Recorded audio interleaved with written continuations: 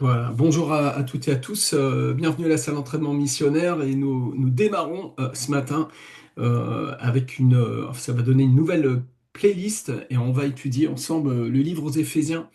Et je suis très content parce que c'est vraiment, mais alors c'est une mine d'or et de diamants. Et cette lettre est très très puissante. On va vraiment goûter quelque chose de très fort avec Dieu encore au travers de cette étude. Voilà, et je vous rappelle que vous êtes dans une salle d'entraînement missionnaire. Et le but de ces enseignements, ce n'est pas de vous gaver le foie, faire de vous du foie gras, là. Ce qu'on veut, c'est que ça porte du fruit et qu'on parte à la conquête ensemble, hein. Amen. Nous bénissons tous les frères et sœurs qui vont suivre aussi cet enseignement sur YouTube. On vous invite à mettre un pouce et à vous abonner. Abonnez-vous en tout cas à cette playlist. Et puis, vous allez pouvoir suivre cette étude et on va étudier tout le livre aux Éphésiens. Alors forcément, il y aura des recoupements avec d'autres épîtres parce qu'il y a toujours une interconnexion. Mais vous savez, juste, c'est bon, c'est pas une critique, hein, parce que j'ai prêché pendant des années comme ça aussi, de toute manière, et c'est pas mauvais, mais souvent les prédicateurs, ils prennent un morceau là, tac, tac, tac, puis ils se font un truc avec, hein, puis ils font leur message, et puis Dieu bénit, parce que si l'évangile est prêché, il va être sur sa parole pour l'accomplir. Mais il y a quelque chose de beaucoup plus puissant, de plus fort, de plus portant.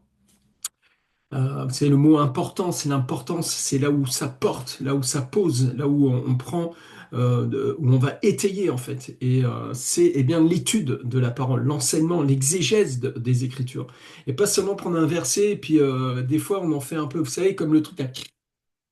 Hein, on en fait, le verset devient une sorte de truc pour faire du bruit avec, et puis après, voilà, bon, on voit toutes les couleurs, quoi. Il y a vraiment des choses même qui sont pas supportables aujourd'hui, mais en tout cas, nous, ce que nous voulons, c'est eh bien, aller dans les profondeurs des Écritures. Et je vous rappelle ce qu'est une exégèse, hein, une étude de la parole, c'est vraiment se poser des questions précises. À qui ça a été écrit? Pourquoi ça a été écrit? Quand? Qu'est-ce qu'on veut nous dire exactement? Quel est le sens profond du texte? Ce que l'apôtre, l'écrivain, l'auteur a voulu communiquer. Et vous ne pouvez pas prendre la parole d'une personne et puis lui faire dire son contraire. Or, il y a beaucoup, beaucoup, beaucoup de prédications aujourd'hui, de prédicateurs, hein, qui se permettent en fait de faire dire le contraire même complètement de toute la doctrine. C'est carrément mis à l'envers. Ça vous rappelle quelque chose, hein, la croix à l'envers, enfin, c'est l'adversaire, c'est l'ennemi qui veut eh bien, nous mettre la tête en bas, quoi. Et nous, notre tête, elle est bien en haut et elle est assise à la droite du Père et son nom est Jésus-Christ, le Fils du Dieu vivant. Et donc, on va pouvoir étudier l'Épître aux Éphésiens. Et moi, j'aimerais partager avec vous cette excitation. C'est extraordinaire. En fait, nous avons dans nos mains une lettre qui a été écrite quand même par l'apôtre Paul, pleinement inspirée du Saint-Esprit. Et c'est très fort, c'est très puissant d'avoir cette lettre entre nos mains. Et nous allons eh bien, entrer comme dans un temple ici. Là. Nous rentrons dans le temple de la parole. Nous allons étudier la parole et dans ses fondements, dans ses fondations. Et quand nous avons les fondations, ben, tout le reste va pouvoir s'aligner dessus. Mais si vous n'avez pas les fondations, vous allez bâtir sur du sable. Beaucoup de chrétiens sont en train de bâtir leur vie spirituelle sur du sable, sur de l'émotionnel, sur même des charismes. Alors c'est bien les charismes, mais le charisme lui-même est comme un signe pour t'amener à la parole, au rocher des siècles. Donc c'est très important ce que nous allons entreprendre et je vous invite à devenir fidèle à cet enseignement. Soyez fidèles. Nous avons déjà fait l'étude de Galates, vous avez la playlist de Galates. Si vous ne l'avez pas, vous pouvez demander à Pasteur Sébastien, on vous enverra l'introduction, puis après ça se déroule et vous avez toute l'épître aux Galates. Je crois il y a il y a plus de 10 heures d'enseignement où on gratte là, vraiment, littéralement, on va chercher dans la substance du texte grec, d'un pensée hébraïque grec de l'époque et qu'est-ce que les apôtres ont voulu communiquer au travers de leur lettre. Donc c'est extrêmement nourrissant et vous ressortez de là avec vraiment une vision beaucoup plus profonde, beaucoup plus correcte, puisque vous vous êtes laissé corriger aussi. C'est pas juste dire ah c'est écrit comme ça, c'est pas écrit comme ça, c'est de se laisser corriger par la parole. hein, ne plaquons pas nos propres idées, nos propres perceptions des choses sur le texte, mais laissons bien le texte éclairer ce qui a besoin d'être éclairé en nous. Et alors que notre intelligence reçoit cette révélation de la parole, eh bien, elle est renouvelée, nous entrons dans une forme de contemplation. La contemplation de Christ n'est pas juste les yeux fermés, les bras, les mains, et puis on sent sa présence et on aime tellement la présence du Saint-Esprit. Amen, alléluia. Mais notre intelligence a besoin d'être nourrie aussi. Et l'homme ne se nourrira pas de pain seulement, mais de toute parole sortant de la bouche de Dieu. Cette parole est une parole aussi qui vient nourrir notre intelligence, notre connaissance. Alors nos émotions peuvent s'aligner. Les émotions souvent sont comme des enfants qui ont besoin d'être mis en rang là un petit peu. Eh, les enfants, allez, chut, ça suffit, on se met en rang et puis on va écouter maintenant le maître. Amen. Parce que si tu n'écoutes pas le maître, comment tu peux devenir son disciple? Et tout disciple accompli sera comme le maître. Et un maître, c'est quelqu'un qui est capable d'enseigner. Et nous cherchons des hommes et des femmes qui sont capables d'enseignement, qui vont être fidèles à la parole, qui vont être fidèles à la saine doctrine. C'est pas de la religiosité, c'est pas un esprit de contrôle, c'est pas un abus spirituel. Au contraire, l'abus spirituel, c'est la séduction, c'est la tromperie, c'est le mensonge. Ça, c'est l'abus spirituel. Mais la vérité te libère. Et la parole de Dieu, elle est vivante, efficace, plus tranchante qu'un glaive à deux tranchants, séparant jointure et moelle, âme, esprit, et nous avons besoin du discernement. Le discernement est une forme de jugement. Le discernement est une séparation de ce qui est faux, de ce qui est juste. Et nous sommes des gens qui aimons la justice, qui aimons la vérité. Vous avez remarqué que vous détestez qu'on vous mente, mais parfois, bizarrement, nous n'aimons pas qu'on nous dise la vérité. C'est une sorte de schizophrénie, un peu une sorte de tension qu'il y a dans l'être humain. Nous détestons qu'on nous mente et nous détestons qu'on nous dise la vérité et surtout la vérité sur nous-mêmes. Alors laissons cette parole éclairer nos pas, éclairer nos cœurs, éclairer notre compréhension. Et peut-être vous êtes de ces personnes qui ont eh bien, une certaine croyance, hein, et je ne sais pas en qui vous croyez, même les gens qui vont écouter ça sur YouTube. Nous vous bénissons au nom du Seigneur, nous croyons en Jésus-Christ qui est le Fils de Dieu, 100% homme, 100% Dieu. Et dans son amour, Dieu a envoyé son Fils mourir sur la croix pour nous. Et nous allons découvrir au travers de l'étude des Éphésiens la foi chrétienne, la foi de l'apôtre Paul, la foi des premiers apôtres. Amen. Cette introduction a duré 10 minutes, elle est un peu longue, mais je crois qu'elle était nécessaire, n'est-ce pas? Amen. Donc on va s'approcher de ce texte. Je vous invite à ouvrir votre Bible dans l'Épître aux Éphésiens et on va commencer à lire le texte, mais avant, j'aimerais contextualiser un petit peu, hein.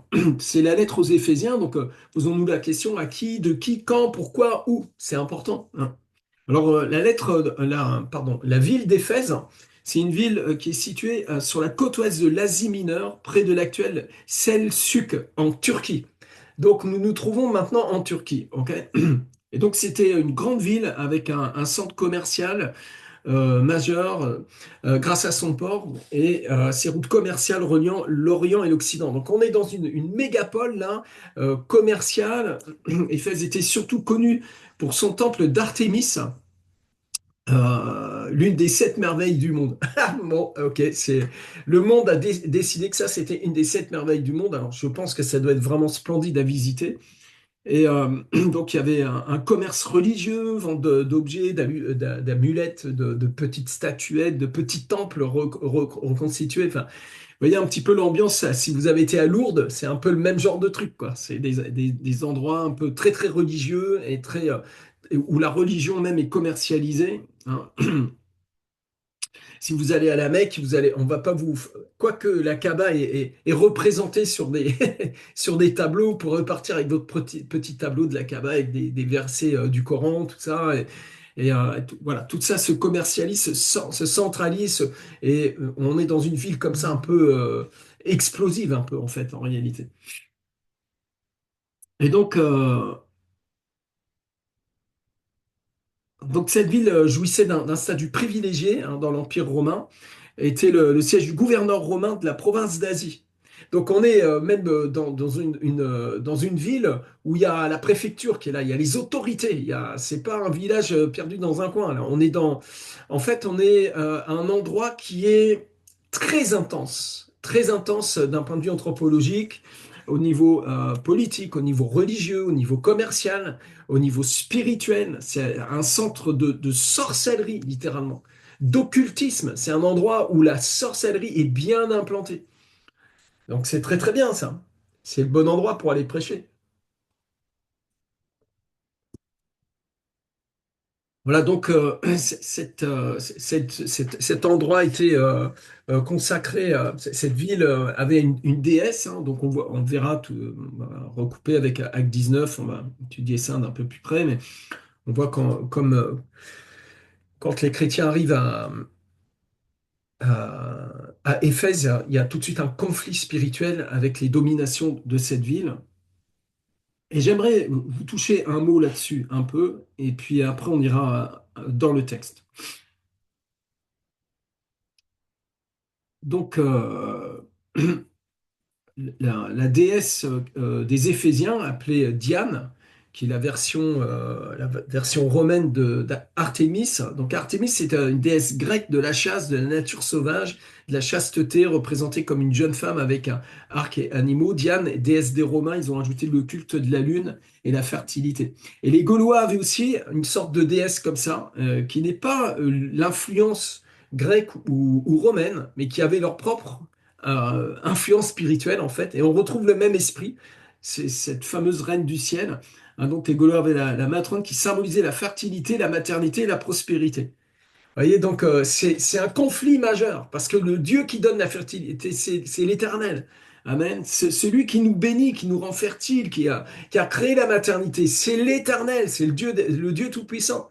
Et on voit encore ce combat spirituel. Ça, on va l'aborder dans l'étude des Écritures. Alors, je voulais vous montrer quelques photos pour que vous ayez un peu un visuel de ce dont nous parlons. Alors, il faut juste que j'aille au bon endroit. Voilà. Ici, on a une photo du temple d'Artémis.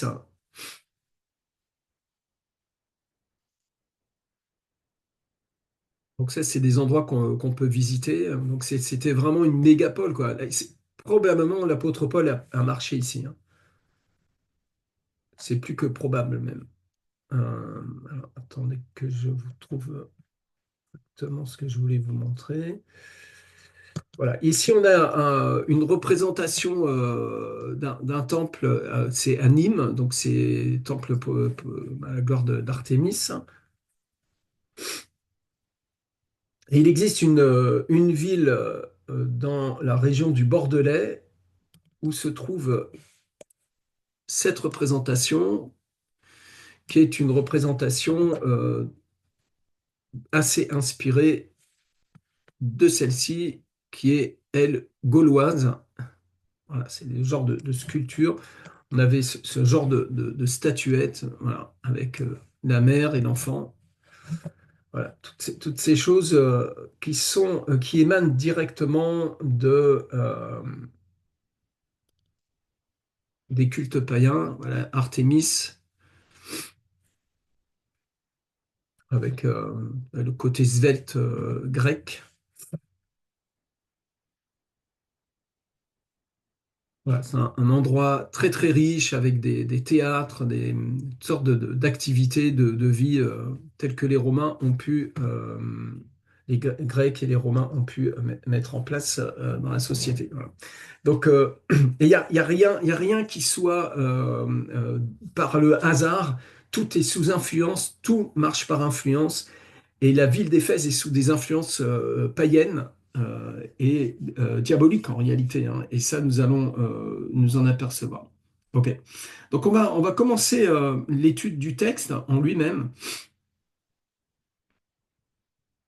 Euh,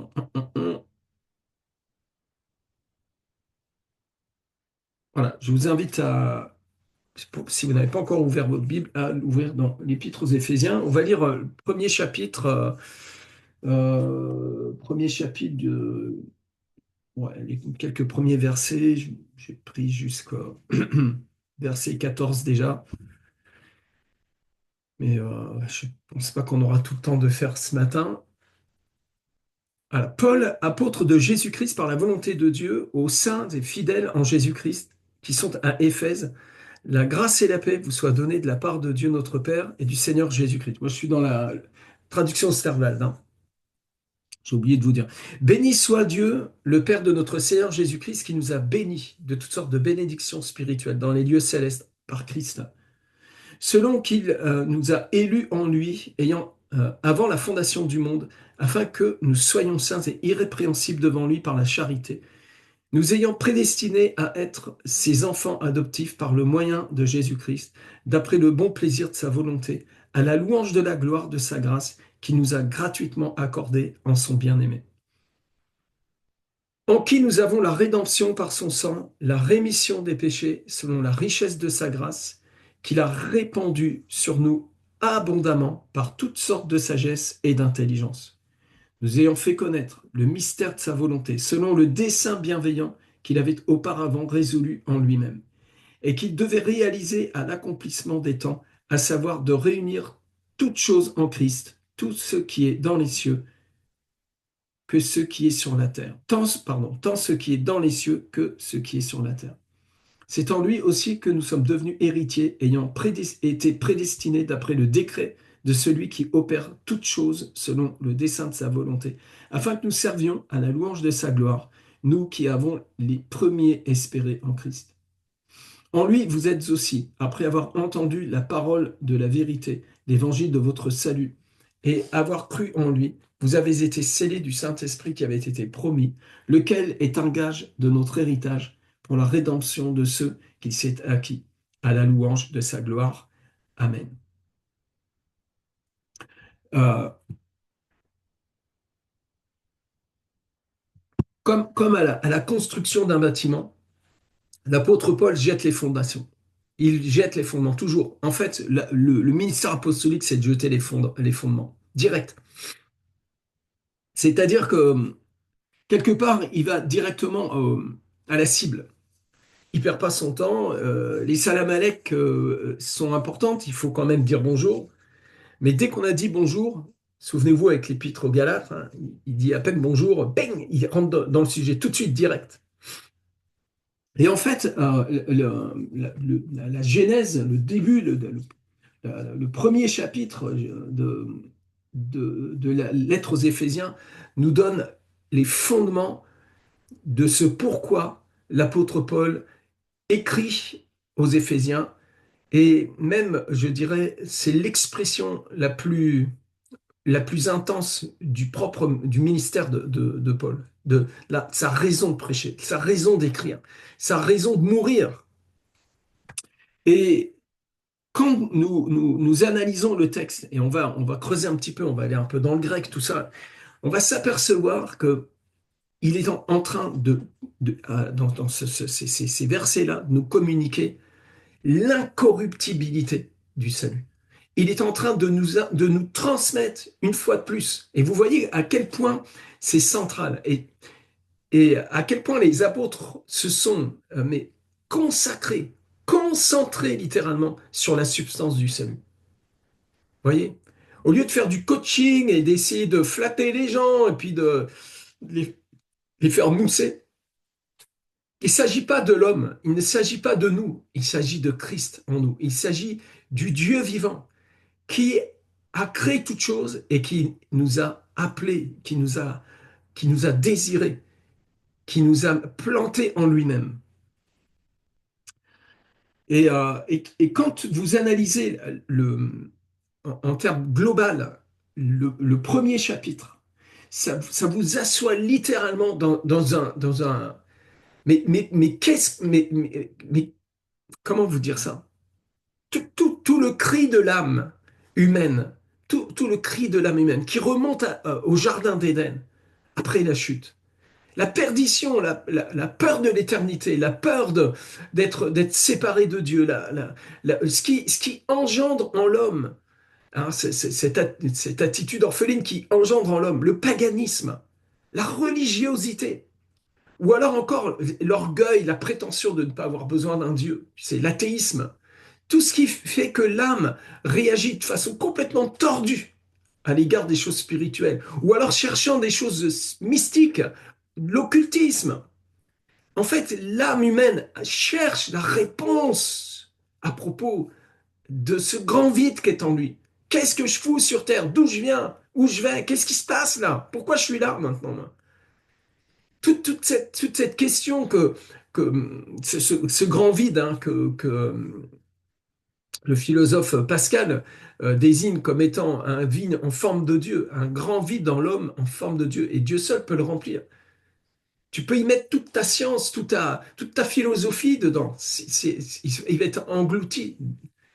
Il n'y a que Dieu lui-même qui peut combler ce grand vide. Un homme, une femme, un mariage, des enfants, un ministère, une vie professionnelle ne comblera pas ce vide. Seul Dieu peut le combler. Et quand nous voyons le texte, eh bien, il est en train de nous, littéralement, de nous ouvrir les portes du temple et nous faire pénétrer la connaissance. Et son désir, c'est que nous soyons pénétrés nous-mêmes de la connaissance de Christ. Amen. Alors, avant d'aller plus loin, je veux commencer à gratter les fondements, en fait, les fondements du texte. Et il commence par se présenter Paul, apôtre de Jésus-Christ, par la volonté de Dieu. Rien que ce verset-là est très fondateur. J'aimerais que tu réfléchisses un instant. Permets-moi de te tutoyer de temps en temps. Je vous vois, je tutoie, c'est pas grave. La volonté, en grec, téléma, par la volonté de Dieu. Paul est apôtre de Jésus-Christ, non pas par sa propre volonté. Et j'ai vu de la lumière, je suis entré, c'est pas mal ça, les chrétiens évangéliques, ils ont de la bonne musique, les filles sont jolies. On peut être même une star, faire waouh, moi aussi j'ai des dons, j'ai des talents, je sais parler, tu vois. Tu as des trucs humains, charnels. L'apôtre Paul, mais lui, il n'était pas du tout dans dans cette démarche-là, hein. Au contraire même, nous savons qu'il se considérait lui comme le dernier des apôtres, puisque non pas le dernier comme s'il y avait plus d'apôtres, hein, puisque Barnabas arrive derrière, et d'autres apôtres vont arriver après Paul, évidemment. Sinon, il n'aurait pas écrit aux Éphésiens, on va le voir, chapitre 4, verset 11, qu'il y a des apôtres, des prophètes, des évangélistes, des pasteurs, des docteurs, il y a des ministères. Mais ce dernier des apôtres, en termes de qualité, c'est-à-dire qu'il avait persécuté l'Église, et lui-même se considère même pas comme digne de délier la courroie des sandales des apôtres de l'agneau, tu vois. Donc cet homme est dans une humilité tellement profonde que même quand tu essaies de le rattraper dans cette humilité, tu n'y arriveras pas, tellement il est brisé cet homme-là. C'est incroyable. L'apôtre Paul était d'un caractère, d'une fermeté, d'une autorité, d'une puissance qui était celle du Saint-Esprit, qui était du Dieu vivant. Et en même temps, c'est un homme faible, boiteux, dont on dira de lui qu'il est tremblant. Et lui-même le dira qu'il est venu comme en tremblant. Mais le pouvoir, la puissance qui se dégage de ce ministère n'a rien à voir avec la personnalité du bonhomme, mais il s'agit de Christ. Et c'est ça qui fait que la force même du ministère de l'apôtre Paul, j'essaie d'être son imitateur. Comme il l'a dit, soyez mes imitateurs comme je suis moi-même de Christ. Et Christ s'est dépouillé, il s'est rendu serviteur et esclave afin que le Père soit glorifié au travers de lui. Amen. Cette dimension-là qui fait de toi un missionnaire, c'était un envoyé, une personne envoyée dans le monde pour que Christ soit vu au travers de toi, en tout cas au travers de ton enseignement, ta prédication. J'espère que cet enseignement va vous coller avec Christ, va vous enraciner en Christ, va vous approfondir en Christ et non pas dans une sorte je dirais, de culte de la personnalité de Rémi Bell. Mon Dieu, perdez votre temps. Mais celui que nous prêchons, Amen, lui, il est merveilleux. Et regarde, l'apôtre Paul, il dit, ben moi je suis apôtre de Jésus-Christ par la volonté de Dieu. Réfléchis un instant de quoi nous parlons. Par la volonté de qui? De Dieu. Quelle volonté? Téléma de Dieu. L'apôtre Paul n'est pas juste un aventurier là. Il a été saisi par l'Esprit, il a été rempli du Saint-Esprit, il a été commissionné par l'Esprit de Dieu. Il a eu une rencontre avec Christ, il est loin de Christ.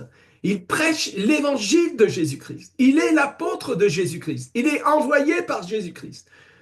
Donc les choses que cet homme a à nous dire sont d'une importance capitale, cruciale. Et nous ne pouvons pas juste survoler cette lettre comme si c'était un truc de plus. Beaucoup de gens sont très perdus dans l'Ancien Testament. Beaucoup, beaucoup, beaucoup des prédicateurs vont chercher, pomper des histoires dans l'Ancien Testament. Mon ami, avant de faire ça, je t'en supplie, étudie les épîtres, étudie la doctrine de Christ. Sois enraciné dans la doctrine de Christ, parce que sinon tu vas te perdre. Tu vas même amener des trucs de l'Ancien Testament dans le Nouveau Testament, vers des mélanges, et les gens se perdent avec ça. Nous devons enseigner ce que les apôtres ont enseigné. Je n'insisterai jamais assez sur ce plan. Amen. Après, tu peux prêcher, Gédéon, tous ces trucs-là. Oui, oui, oui. Mais est-ce que les gens à qui tu prêches la parole ont compris la doctrine de Christ? Est-ce qu'ils ont eu une rencontre même avec le Seigneur? C'est important, non? Alors, cet homme-là, l'apôtre Paul, n'est pas n'importe qui, hein. Et c'est pour ça, d'ailleurs, qu'on va voir dans Acte 19 à quel point il n'est pas n'importe qui, puisque même ces mouchoirs-là, ça chasse les démons, quoi. Waouh! Il y a une autorité spirituelle manifeste, hein. Il y a une délégation d'autorité. C'est un ambassadeur de Christ ressuscité. Amen. Donc le début, le tout début de l'épître aux Éphésiens, déjà nous met à genoux là. Waouh, qu'est-ce qu'on va apprendre de cet homme-là maintenant? Vous voyez? Et l'apôtre Paul lui-même, souvenez-vous de l'épître aux Galates, va dire, mais si moi je vous annonce un autre évangile que celui que je vous ai prêché, que je sois anathème. C'est même pas qu'on me retire mon titre d'apôtre, c'est que je sois anathème. Mais c'est trop fort, c'est trop grave. Alors il est temps vraiment, mes amis, de nous asseoir un peu, d'arrêter d'être badigeonné de je ne sais pas combien de marques de confiture religieuse, là, et puis de commencer vraiment à manger le pain de vie et laisser la parole nous être enseignée en profondeur. On y va? Alors il dit, Paul, apôtre de Jésus-Christ par la volonté de Dieu. Amen. Téléma. Et ça nous parle de ce que chacun souhaite. Hein. Téléma, la volonté, c'est ce que chacun souhaite ou a décidé de faire. Hein. Et là, il s'agit du dessein de Dieu, le dessein de Dieu de bénir l'humanité à travers de Christ. Dieu l'a décidé, Dieu a décidé ça, et il a décidé quoi? Qu'est-ce qu'il a décidé selon sa volonté? Oh, c'est intéressant. Selon sa volonté, c'est super. Amen, gloire à Dieu. Mais de quoi parlons-nous? Alors nous allons le découvrir très rapidement dans les versets qui suivent. Et c'est très puissant, c'est le royaume de Dieu qui se manifeste là, c'est très fort. Vous n'allez plus être ballotté. Quand les choses dont l'apôtre Paul parle, là, vous n'allez plus jamais être ballotté. Vous allez commencer à être enraciné en Christ. Et c'est excellent. Amen et amen. Alors il s'adresse à qui?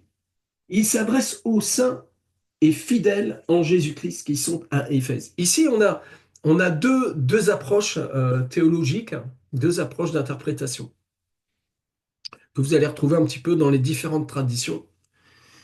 Et parce que le mot agios et le mot pistos ne signifient pas la même chose. Ça consacre deux réalités. Agios, ça veut dire c'est les choses très saintes, consacrées, en fait mis à part. Et puis fidèle de pistos, hein, de la même racine que pistis, la foi, ça consacre un caractère, quelqu'un qui est sûr, qui est loyal, qui est fidèle, disciple, fidèle, loyal, qui est sûr, qui est assuré. Hein. Amen, qui est accompli, un disciple accompli. Amen, un disciple accompli. Alléluia. Alors, euh, il y a deux types de pensées. Vous avez cette idée des saints, c'est-à-dire des hommes ou des femmes qui sont consacrés. On pourrait parler comme les anciens dans l'Église, tu vois, des gens qui ont été mis à part, qui sont dans le ministère spécifiquement, comme une prêtrise dans l'Église, en fait. Des gens qui sont consacrés à ça. Et on voit que les apôtres, même, ont arrêté de travailler au table pour se consacrer à la parole de Dieu, à la prière. Et puis les fidèles, qui sont un petit peu l'objet du ministère et de la grâce. J'aime pas beaucoup cette explication. J'aime pas ça. C'est ça, tout de suite déjà, on sent le truc religieux un peu d'église catholique et tout ça. Vous avez les prêtres, les curés, super loin qui arrive avec sa cape, et puis les autres qui sont fidèles à super loin, tu vois. C'est pas, pour moi, ça colle pas avec la vision. pour moi, je serais plutôt sur l'autre interprétation, qui est peut-être, qui émane beaucoup plus du protestantisme et de la réforme. Mais moi, je crois que, et c'est de toute manière ce que disent les Écritures, nous sommes tous saints. Tous nous avons été sanctifiés. Pourquoi? Parce que Christ est en nous. Et il n'y a pas quelqu'un qui est plus saint que l'autre, en fait, puisque c'est Christ qui est notre sainteté. Donc je pense que vraiment nous faisons un dans cette sainteté. Et nous sommes rendus fidèles. Et pour moi, il y a plutôt l'expression de l'identité et ce que produit cette identité. C'est-à-dire que nous avons été sanctifiés, et parce que nous avons été sanctifiés, alors nous sommes sûrs, loyaux, fidèles. Amen. Il n'y a pas super ouin et puis petit ouin ouin, mais il y a des hommes et des femmes qui forment le corps du Christ. Ne savez-vous pas, vous êtes le temple du Saint-Esprit. Waouh! Ça, c'est puissant. Et ici, on voit que, eh bien, ce n'est pas tant dans l'exercice du ministère qu'on est identifié, mais plutôt dans l'essentialité, c'est-à-dire notre essence d'enfant, de fils, de fille de Dieu, cette nouvelle création que nous sommes. Ok, moi je l'interprète comme ça. Je vous laisse libre, hein. Vous pouvez penser les choses autrement que moi, hein. On est en train d'étudier ensemble. Moi, je vous communique ce que j'ai, ce que je vois, ce que j'entends, et peut-être ça va déclencher en vous des réflexions, hein, comme l'école des leaders deuxième année. Là, on a eu un petit débat à mercredi soir. J'ai lancé le débat par rapport à la soumission etc. Enfin, ça a chauffé un peu, hein. Ça a posé des questions, ça nous bouscule, parce que tout d'un coup, on s'aperçoit comme des fois, on croit de façon très mécanique, très, tu vois, ben, on nous a dit ça, on croit ça, puis tout d'un coup, on gratte un peu, oh. Et il y a un rideau qui s'ouvre, dit, oh, c'est pas tout à fait ce que je pensais, et puis, waouh! Et ça t'oblige à mettre en route ton intelligence. Nous ne voulons pas faire, je vous le répète, des oies qu'on gave tous les samedis. Nous voulons réveiller en vous l'esprit critique, l'esprit de recherche. Je recherche des chercheurs. Et quand vous avez trouvé, alors vous pouvez le donner. Amen. C'est bon, hein? Alléluia. En tout cas, l'apôtre Paul lui, est imprégné, imbibé de la révélation. Et il nous nourrit ce matin, d'une certaine manière, par écho au travers de cette lettre, hein. Quel dépôt, quelle bénédiction, quel héritage dans lequel nous sommes assis aujourd'hui. Donc, au verset 2 maintenant, il dit, il fait une déclaration. Alors, vous me l'avez déjà entendu dire, mais je vais le répéter encore parce que c'est très important. C'est ça consacre un système de pensée. Mais l'apôtre dit, la grâce et la paix euh, vous soient données de la part de Dieu, notre Père, et du Seigneur Jésus-Christ. Ici, il y a beaucoup à dire, hein, mais un premier point, soit donné et rajouté pour la traduction en français ou peut-être en latin, je n'ai pas été voir. Mais dans le grec, il n'y a pas ça. Dans le grec, il y a la grâce et la paix, vous, pour vous, de la part de Dieu. Ce n'est pas une sorte de prière qui fait que tout d'un coup, ça déclencherait la grâce de Dieu pour vous, parce que tout d'un coup, l'apôtre s'intéresse à vous. Oh, il fait une prière de bénédiction, donc oh, le ciel s'ouvre maintenant, hein. Comme si le ciel avait besoin d'être ouvert. Mais le ciel a été ouvert il y a 2000 ans, mes amis. Vous n'avez pas besoin de portail céleste, vous n'avez pas besoin qu'on vous ouvre le ciel. Ouvre les écluses des cieux, c'est peut-être un chant qui est pas tout à fait théologique, hein. La vérité, c'est que le ciel a été ouvert par la puissance du sang de Jésus pour l'éternité. Nous n'avons pas besoin de le sacrifier à nouveau, nous n'avons pas besoin d'ouvrir le ciel avec la dîme et les offrandes. Je suis désolé de vous le dire. Votre dîme, elle est importante pour soutenir le ministère. C'est une façon de montrer à Dieu que vous l'aimez, que vous aimez Dieu en premier dans votre vie, et vous l'adorez. Bien sûr, Amen. Mais ça ne change rien à l'état du ciel. Ça change peut-être l'état de votre cœur. En fait, c'est notre cœur qui a besoin d'être s'ouvrir. Mais le ciel, non, non, non, non, non. Dieu a tant aimé le monde qu'il a donné son Fils. Donc, il est entré au ciel, et non pas sur la base de ce que nous faisons, de la façon dont nous sommes, mais de la grâce de Dieu. Et on va le voir, hein, tout est consacré dans ce texte-là. Et donc, il dit la grâce et la paix. De la part de qui maintenant? La grâce et la paix. La grâce et la paix, ces deux choses-là, hein. Ouh, charis et Pax, la, la paix de Dieu, l'abondance de Dieu, le shalom en hébreu. Le shalom, c'est l'abondance, c'est la vie entière, c'est la bénédiction. On va le voir un peu plus loin. C'est tout est pris en charge en fait. Alors vous souvenez-vous, ça fait écho à cet enseignement du Christ. Cherchez premièrement le royaume de Dieu, sa justice, et toutes choses vous seront données sur quoi. Pourquoi vous vous inquiétez du lendemain, tout ça, etc. Vous êtes plein d'inquiétudes, plein de peurs. Des peurs qui veulent même vous pousser à la superstition. Il y a des superstitions charismatiques. Hein.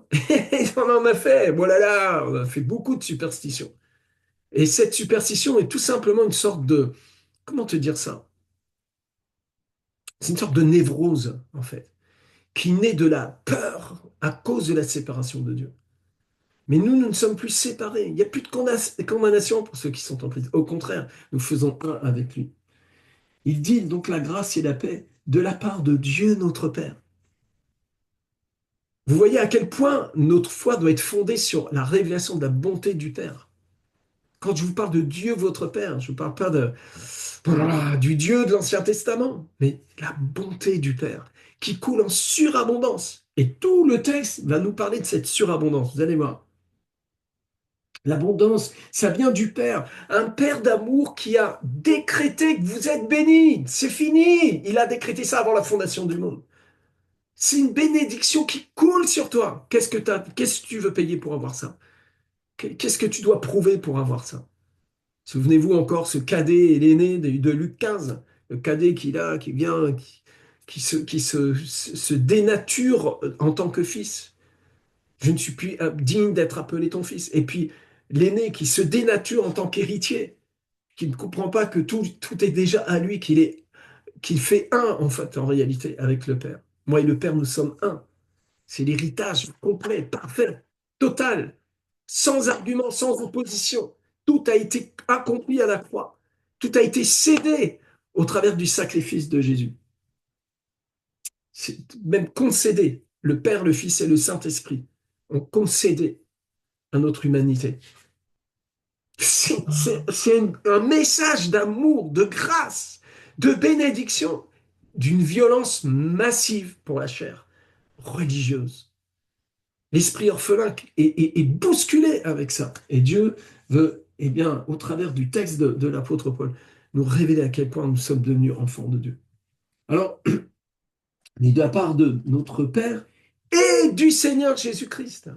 Alors là, c'est pour les modalistes, hein, pour les Jésus seuls. Hein, Jésus seul. Bah, je suis désolé pour les Jésus seuls, mais il y a bien deux personnalités là. Il y a deux hypostases en grec. Il y en a même une troisième qui est l'esprit.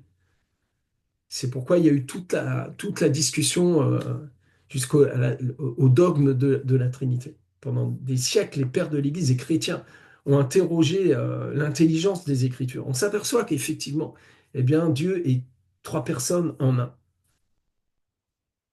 Je vous invite, pour ceux qui n'ont pas encore lu mon livre, Saint-Esprit, je t'aime. Et à chaque fois que je cherche pour vous le montrer, mais je l'ai jamais sous la main. Et vous le trouverez sur faitgloire.com. Et où j'ai fait une petite étude là-dessus. J'ai essayé de. C'est pas facile, hein, dès qu'on traite le sujet de la Trinité, un petit peu de théologie, il y a des mots nouveaux qui arrivent. C'est pas toujours évident. Lire du tertullien, faut aller chercher un peu des ressources sous le capot. Quand on n'est pas habitué, bien sûr, il y a des gens, il y a des gens qui sont très intellectuels, ils n'ont aucune difficulté à la lecture. Moi, je sors de la rue, donc j'ai tiré la langue un peu. Mais voilà, je pense avoir écrit un livre qui peut déjà quand même vous aider à poser des repères pour vous, hein, ok, dans le cadre de la parole. En tout cas, on continue. Donc, béni soit Dieu, qui est le Père de notre... euh, la grâce et la paix vous soient données de la part de Dieu, notre Père, et du Seigneur Jésus-Christ. Ensemble, c'est une co-bénédiction. Mais c'est une co-bénédiction tellement unie que nous sommes bénis en lui. Amen. Et il dit donc, verset 3 maintenant, béni soit Dieu qui est le Père de notre Seigneur Jésus-Christ, qui nous a bénis de toutes sortes de bénédictions spirituelles dans les lieux célestes en Christ. Amen. Béni soit Dieu qui est le Père de notre Seigneur Jésus-Christ, qui nous a bénis de toutes sortes de bénédictions spirituelles dans les lieux célestes par Jésus-Christ. Alors, je ne sais pas quelle traduction vous avez, peut-être en Jésus-Christ, par Jésus-Christ. En réalité, le texte est en train de nous montrer eh bien, que, bon, déjà, on est dans la théologie, hein. C'est-à-dire que le Père a donné le Fils. Donc vous avez le Père, le Fils et le Saint-Esprit de toute éternité. Merci, Pasteur Sébastien, qui a mis le... Voilà, vous avez, je pense, le lien avec la couverture qui apparaît euh, voilà, dans le chat. Vous avez le Père, le Fils et le Saint-Esprit de toute éternité. Un seul Dieu, formé de ces trois hypostases. Et ce qu'on appelle la périchorèse, le mouvement de l'amour de Dieu. Dieu est un Dieu de relation, Dieu est un Dieu d'amour. L'amour seul, ça n'existe pas. L'amour, dans son essence même, d'un point de vue philosophique, d'un point de vue, dans sa nature, dans son ontologie, est forcément un mouvement. Et l'unité dont nous parlons, ce Dieu un, même dans la pensée hébraïque, c'est un mouvement d'unité, c'est une unification en réalité. Pour qu'il soit un, il faut il soit en unification. Vous voyez, c'est un mouvement d'unité. Ça, c'est très important de comprendre ça. On parle là de l'ontologie trinitaire. Et ce Dieu trois fois saint, en lui-même a décidé quelque chose. Et ça, on le retrouvera dans le texte qu'on est en train d'étudier. Il a décidé quelque chose. Il a un dessein. Et dans son dessein, le dessein de Dieu, évidemment, eh bien, nous le voyons, il a donné son Fils. Christ est sorti du sein du Père et il a donné son Fils. Et quand il donne son Fils, la sortie du Fils de la Trinité, maintenant entre dans ce qu'on appelle l'économie. Et là, le Fils se manifeste sur terre. Et non pas sous la forme d'une épiphanie, mais littéralement dans l'incarnation. Et le Verbe s'est fait chair. Le Fils éternel, Fils unique, éternel, s'est fait chair. Et là, nous avons la manifestation de ce Dieu trois fois saint en son Fils. Amen. Et au commencement était le Verbe, et le Verbe était avec Dieu, le Verbe était Dieu. Amen. Et il n'y a rien de ce qui existe qui n'a été fait sans lui. Donc le Fils est égal au Père. Et il est le Fils du Père. Et le Fils a un Père. Et le Père a un Fils. Et ça consacre le fait que la Trinité est en fait une famille. Et d'ailleurs, toute famille tire son nom de ce Dieu vivant, de ce Dieu trois fois saint. Amen. Je ne vais pas plus loin, mais nous avons besoin de poser ça parce que, eh bien, vous avez les témoins de Jéhovah qui vont vous dire, bah, vous voyez, c'est Jéhovah qui est le Père et Jésus est son fils, mais c'est une créature. Tu vois. Et là, on a détruit littéralement la révélation du Dieu trois fois saint, du Dieu qui s'est fait chair. Et quand vous parliez avec Jésus sur terre, vous parliez avec Dieu, 100% Dieu, 100% homme, 100% fils de l'homme, 100% fils de Dieu. Amen. En une seule et même personne, une seule et même hypostase. Ok. Donc, dès les trois premiers versets, on est déjà dans la théologie, mes amis. Et on ne peut pas lire les Écritures et s'approcher d'un texte paulien, d'un texte apostolique, sans la théologie. C'est impossible. Si vous ne voulez pas entendre parler de théologie, ne serait-ce qu'un peu de théologie, vous risquez eh bien, de tomber littéralement dans les hérésies, dans l'hérésie. Ou alors vous allez être extrêmement superficiel. Je le confesse, j'ai été très superficiel pendant des années. Un très bon prédicateur amenant la démonstration de puissance, prouvant que Christ est ressuscité. Et c'est excellent, c'est très bon. Mais cette superficialité a aussi amené énormément, je dois le confesser, énormément de frustration dans ma vie qui aujourd'hui sont en train d'être comblées. Et je suis tellement, mais tellement satisfait avec vous de ces études qu'on est en train de faire et c'est en train de fonder en moi. Je sais que ça aide beaucoup, beaucoup de gens, beaucoup de chrétiens, beaucoup des évangéliques là qui ont été ballottés, qui ne savent pas. Je sais que je suis en train de vous aider et c'est très très bon. Partagez cette vidéo, partagez-la avec vos amis et ensemble allons dans les Écritures. En tout cas, eh bien, nous sommes bénis par ce Dieu merveilleux. Et le mot béni, eulogéo, alors je ne sais pas si je suis en train de prononcer de la bonne manière. Désolé, j'ai pas fait du grec du tout.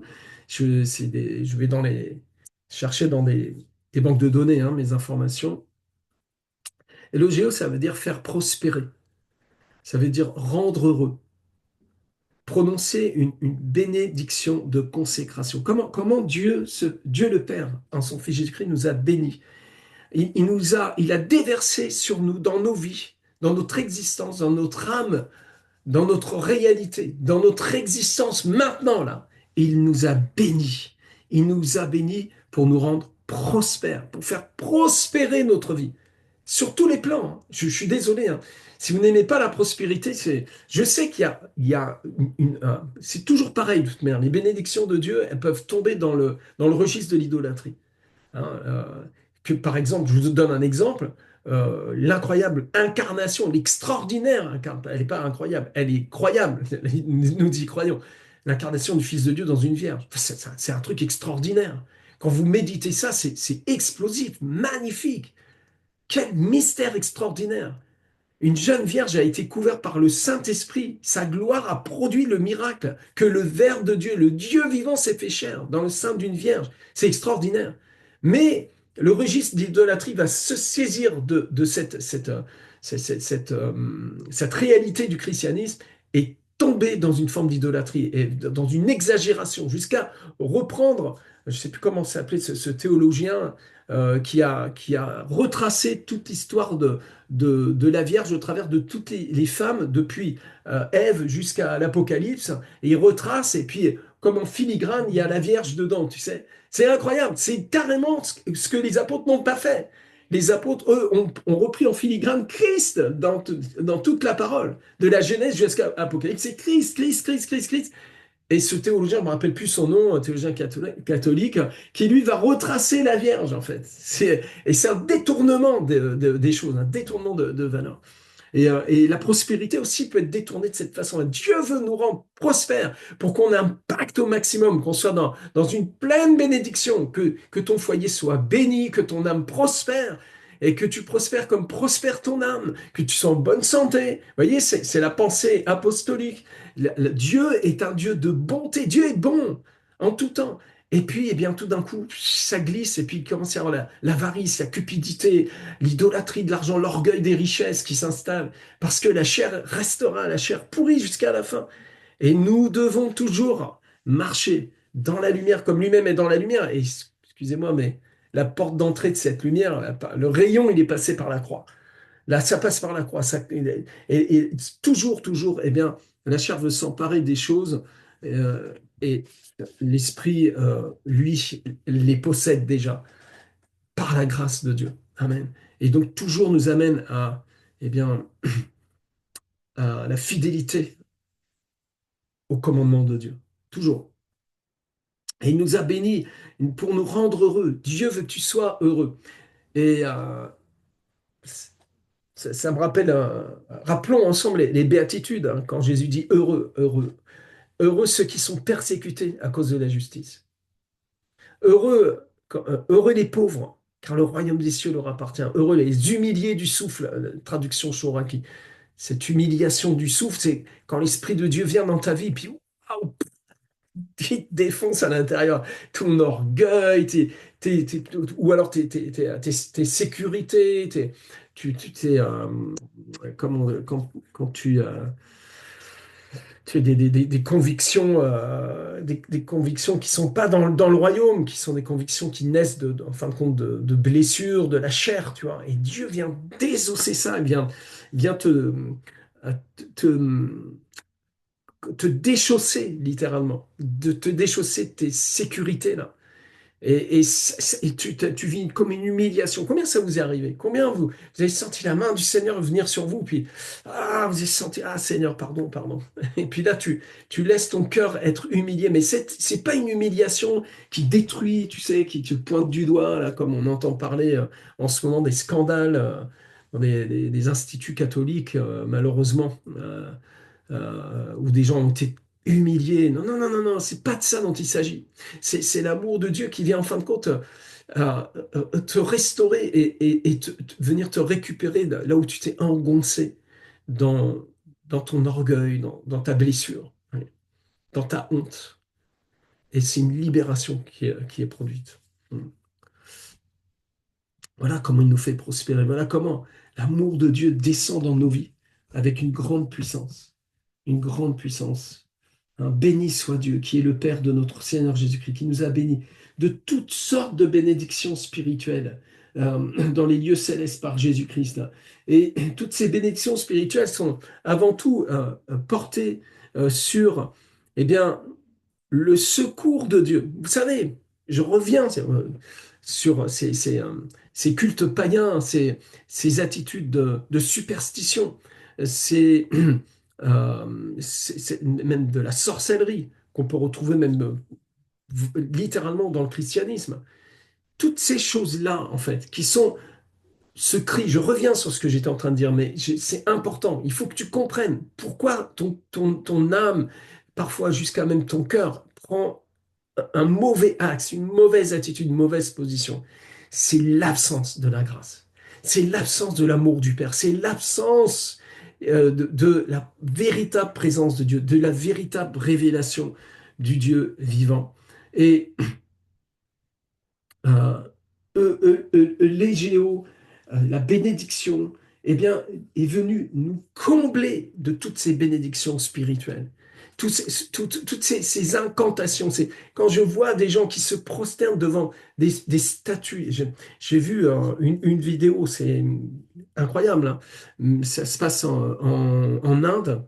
Il y a une sorte de déesse, je ne me rappelle plus le nom de la déesse, mais les gens viennent avec du lait et avec leur cuillère, ils prennent le lait et ils présentent à la statue, à la bouche de la statue, la petite cuillère de lait. Et vous voyez le lait qui disparaît. C'est impressionnant. Et les gens font la queue pour ça, pour faire une offrande à ce Dieu-là. Et quand ils présentent le lait disparaît. Et c'est réel, il n'y a pas de trucage. C'est spirituel. Ouh, il y a un démon derrière, il y a une puissance de ténèbres derrière. Et c'est le pasteur Dominique qui me racontait ça quand il est arrivé en Guyane au tout début. On l'avait invité à manger dans une maison et c'était une famille de chrétiens, c'était des chrétiens, des gens qui aimaient le Seigneur, mais ils étaient tourmentés par un Bakou.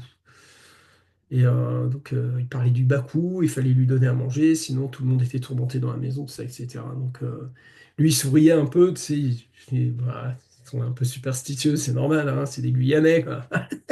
C'est l'Alsacien, le blanc français qui arrive là. Et, et puis, donc, sous ses yeux, ça s'est produit, en fait. Ils ont donné à manger au Bakou, comme tu donnerais à manger à un chat, quoi, tu vois. Et sous ses yeux, le truc a commencé à disparaître, la bouffe est partie, quoi. Après, il est rentré dans le combat spirituel et ils ont chassé le Bakou. C'est un démon, c'est des puissances. Et vous voyez, l'idolâtrie porte à des puissances de ténèbres. Alors, on va creuser ça, hein. L'Épître aux Éphésiens va forcément nous amener aussi dans le combat spirituel, à comprendre des choses du monde spirituel pour pouvoir nous positionner, nous armer, nous équiper, hein. Le but de l'apôtre Paul est vraiment de nous équiper. La lettre est là pour nous équiper spirituellement, pour équiper l'Église, pour qu'elle soit bien fondée. Mais d'abord, il met les fondements. Il met les fondements. Et il parle vraiment d'une grâce excellente, en fait. Béni soit Dieu qui est le Père de notre Seigneur Jésus-Christ, qui nous a bénis de toutes sortes de bénédictions spirituelles. Et euh,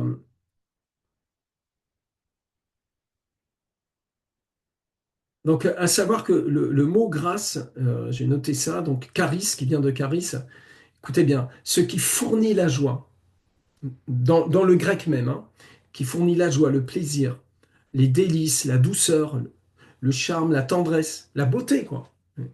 Euh, la bonne volonté, la bonté, la faveur, de la bonté miséricordieuse, avec laquelle Dieu, exerçant sa sainte influence sur les âmes, les tourne vers Christ, les garde, les fortifie, amplifie la foi chrétienne, donnant la connaissance, l'affection et allume dans ces âmes les vertus chrétiennes. En fait, la grâce, ce n'est pas juste ouh, t'inquiète, je t'ai fait grâce, hein.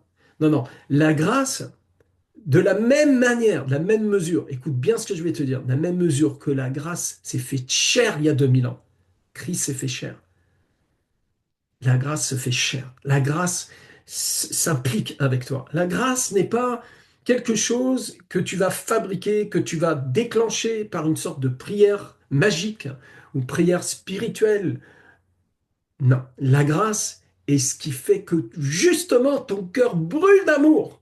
La grâce t'enseigne profondément. Si tu peux la relier à cette onction qui t'enseigne la vérité. Vous avez tous reçu de la part du Saint l'onction et elle vous enseigne toutes choses. Demeurez dans ces enseignements. Eh bien, c'est cette grâce active, c'est une grâce à l'action, c'est une grâce qui est en train de nous transformer littéralement. Cette grâce, elle est en train de prendre soin de nous. Mon Dieu, nous avons besoin que notre cœur soit affermi par la grâce. Nous avons besoin que cette grâce soit notre partage consciemment. Et en fait, elle est là, hein. Tu as commencé à croire en Jésus à cause de la grâce. Plutôt exactement grâce à la grâce. Par l'intervention de la grâce. C'est un mouvement et c'est une action de Dieu lui-même. La grâce, c'est pas quelque chose qui vient par euh, un saint apôtre qui vient tout d'un coup dans ta vie, puis ça y est, t'as la grâce. Non, non, la grâce de Dieu, elle vient de Dieu lui-même.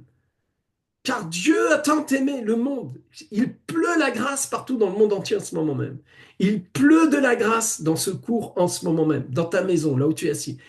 Tu es environné de sa grâce. Tu bénis le juste et tu l'entoures de ta grâce, comme d'un bouclier, nous dit le psalmiste. Et ici, nous sommes littéralement complètement baptisés dans la grâce. Quand vous avez été baptisés au nom du Père et du Fils et du Saint-Esprit, vous avez été baptisés dans la grâce. Et cette grâce-là, elle nous vient d'où? Elle nous vient d'où? Elle nous vient du Père, d'une décision profonde. Regardez, il nous dit qu'il nous a bénis de toutes sortes de bénédictions spirituelles, hein, des bénédictions spirituelles dans les lieux célestes, hein, dans les lieux célestes. Alors, le mot spirituel, c'est pneumatikos en grec. Et pneumatikos, ça consacre la vie de l'esprit. Ça touche donc à la vie rationnelle de l'âme.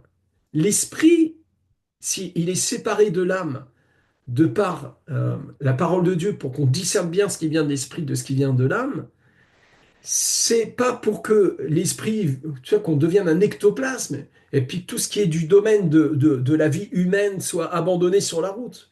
C'est le contraire, en fait. En réalité, la décision de Dieu, c'est de nous baptiser esprit, âme et corps tout entier de sa grâce. Et alors que nous discernons ce qui est de l'esprit et de l'âme, eh bien, tout d'un coup, l'âme, eh bien, est restaurée et redevient vivante de l'esprit, de la vie de l'esprit. Amen.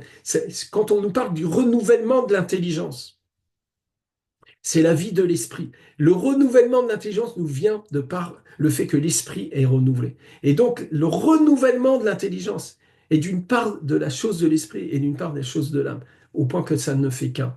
Je sais, c'est un mystère, c'est un vrai mystère, mais c'est une réalité. Et ces bénédictions pneumatikos, ces bénédictions spirituelles, célestes, et maintenant le mot dans les lieux célestes. Aïe, aïe, aïe, aïe, aïe, aïe. Donc les lieux célestes, pour ceux qui ont fait l'étude de École des leaders, deuxième année, épître de Pierre, vous savez tout de suite de quoi je vais dire, de quoi je veux parler.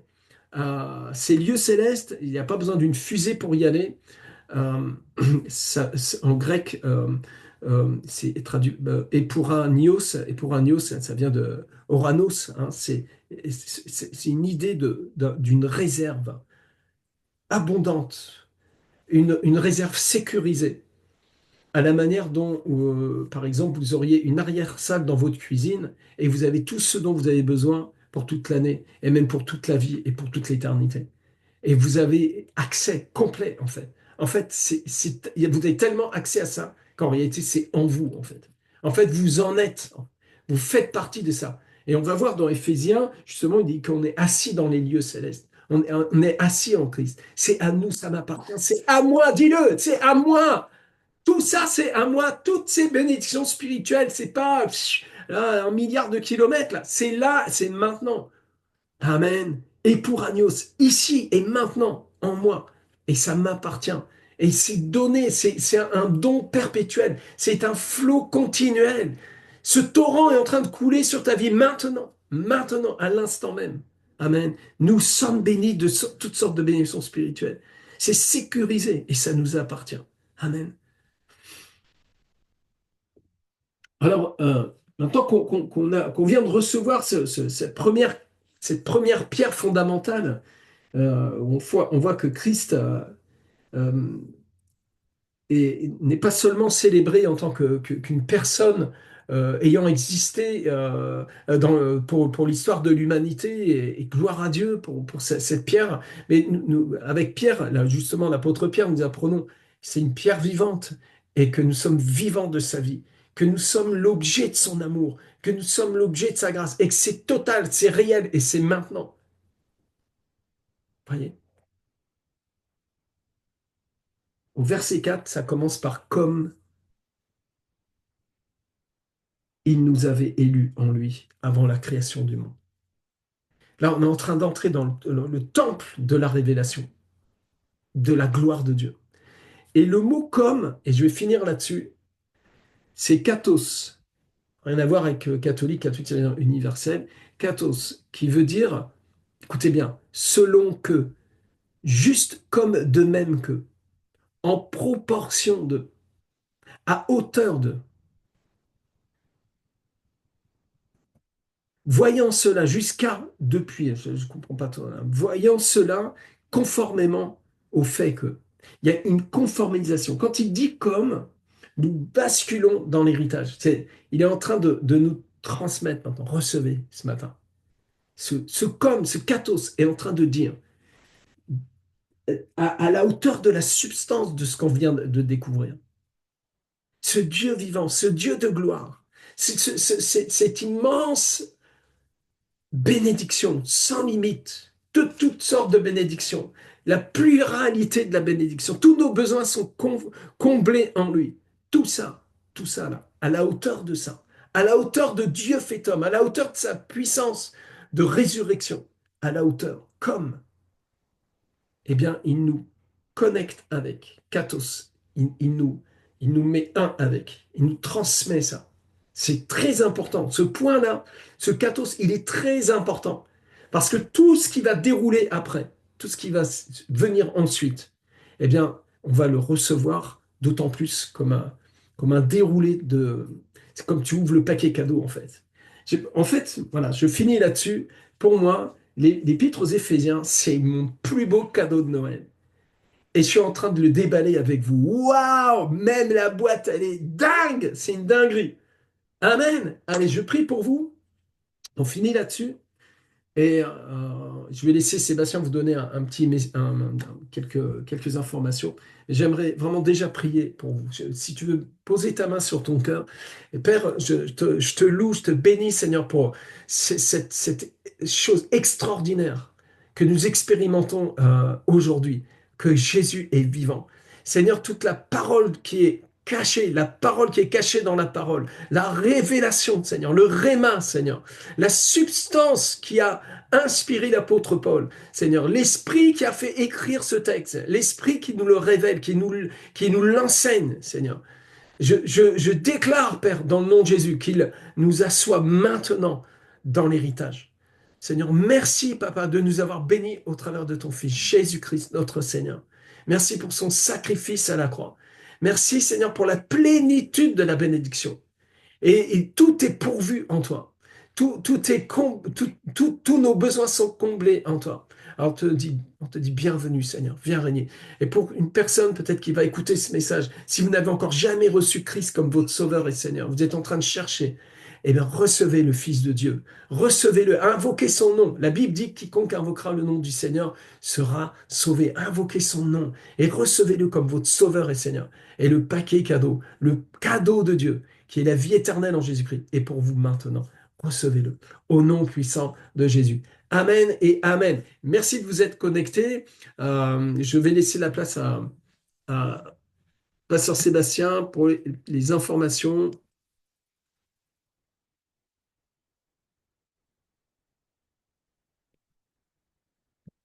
Ah, tu n'as pas le... D'accord. Yes, merci beaucoup apôtre Rémi. Donc, shalom à tous pour ceux que je n'ai pas eu l'occasion de saluer tout à l'heure. Je salue Magali Molza, qui est une nouvelle personne qui est connectée ce matin. Donc, n'hésitez pas à connecter avec moi sur contact.mpnfrance@gmail.com. J'ai mis le mail dans le chat. Et je vous diffuse également l'information qui sont très importantes. Hop, je vous les envoie. La convention un feu dévorant, donc la huitième convention internationale de la Maison de prière pour toutes les nations, 6, 7, 8, 9 juin. Connectez, réservez ce temps. Bientôt, les inscriptions vont arriver, on vous les enverra. Et la semaine prochaine, à la Centre missionnaire, à 9h30, nous aurons la joie d'avoir avec nous le pasteur Luc Bussière, je dirais, qui va nous entretenir sur l'éducation chrétienne. Et on sait ô combien cet héritage est important. Le thème sera l'incroyable héritage prophétique de l'éducation chrétienne. Et vraiment, c'est une façon aussi d'instruire dans le quotidien, dans le réel, auprès des enfants, de nos enfants, vraiment par la grâce de Dieu. Voilà un petit peu pour les informations. Concernant toutes les vidéos de la SEM, elles sont disponibles publiquement sur YouTube. Donc, effectivement, comme l'a dit l'apôtre Rémi, likez, partagez, diffusez. Si on considère que ces éléments sont importants pour nous, elles sont aussi importantes pour notre entourage, pour nos semblables, nos proches, nos familles, nos amis. Donc, n'hésitez pas à partager là-dessus. Et je dis juste à Maggie que j'enverrai voilà, tous les éléments par la suite. Hein, elle vient de connecter ce matin afin qu'elle puisse voilà, reprendre Galate. Donc là aussi, n'hésitez pas à reprendre des notes. C'est super important à inscrire ces choses-là. Des fois, tu prends un stylo, bim, tu retiens encore davantage. Donc voilà, c'est très important. Concernant le livre Saint-Esprit, je t'aime, il y en a en stock, donc je vous ai mis également le lien en commentaire. N'hésitez pas effectivement à connecter là-dessus. Et je vous rappelle tous les événements importants. Hein. Donc je crois qu'il y a un culte avec Buchelet, j'ai vu le passer le post ce week-end. Et également, donc tous les temps d'intercession, mercredi, vendredi matin, 5 heures. Voilà, si vous voulez connecter, je peux également vous envoyer le lien Zoom pour ceux qui ne l'auraient pas. Pour ceux qui ont les liens Zoom, considérez que c'est toujours les mêmes liens. Donc, personne ne peut manquer ces temps-là, même si, pour une raison ou pour une autre, vous ne recevez pas mes mails. C'est toujours les mêmes liens, que ce soit pour la SEM, intercession et autres. Voilà, que dire de plus? École des leaders, première année, deuxième année, bien entendu, le mercredi, 8h30, 20h30 et 21h30. Voilà, c'est toujours une joie de vous avoir. Soyez fidèles sur ces temps précieux.